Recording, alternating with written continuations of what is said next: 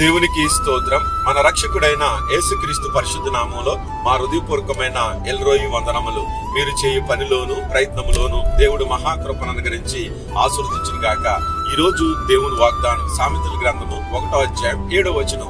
యెహోవాయందు భయభక్తులు కలిగి ఉండుట తెలివికి మూలము. ప్రియ దేవుని బిడ్డ, ఈ రోజు ఆలోచించు. నీవు పరిస్థితులు బాగున్నప్పుడు సమస్యలు, నిందలు, ఇబ్బందులు, అనారోగ్యాలు ఎన్నో, కుటుంబంలో శాంతి సమాధానం లేకుండా, భార్య భర్తల మధ్యలో గొడవలు, కుటుంబంలో ఏ అలజడులు వస్తున్నప్పుడు నువ్వు ఎలా ఆలోచిస్తున్నావు? ఒక్కసారి ఆలోచించి రోజుని యెహోవాయందు భయభక్తులు కలిగి ఉంటే తెలివిగా ఆలోచిస్తావు, శాంతంగా, సమాధానంగా, నెమ్మదిగా నువ్వు ఆలోచిస్తావు. కాబట్టి దాని నుంచి తప్పించబడతావు. ఆ అల్లర్ల జరగకోకుండా నీ కుటుంబం శాంతిగా, క్షేమంగా ఉంటది.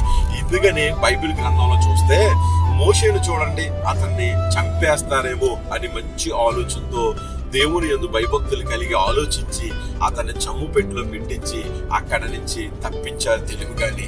అలాగే యేసుక్రీస్తు ప్రభుని చూడండి, ఆ ప్రాంతంలో రాళ్ళు ఇచ్చుకుని పడుతున్నప్పుడు ఆయన అక్కడ నుంచి చక్కగా తప్పించుకున్నారు తెలివిగాని. ఎందుకంటే భయపడి కాదు, ఆయన ప్రణాళిక, తండ్రి ప్రణాళిక నెరవేర్చాలి. ఆయన చేయవలసిన పనులు ఎన్నో ఉన్నాయి కాబట్టి నెమ్మదిగాను సాత్వికంగాను అక్కడి నుంచి తప్పించుకున్నారు.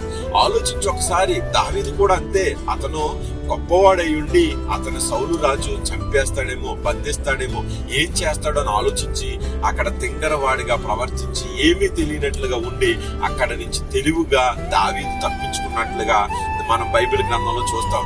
ఈ రోజు నీకు వస్తున్న ప్రతి సమస్య నుంచి నువ్వు తప్పించుకోలేకపోతున్నావంటే, నెమ్మదిగా ఉండలేకపోతున్నావంటే జ్ఞానము కలిగి నువ్వు జీవించట్లేదు.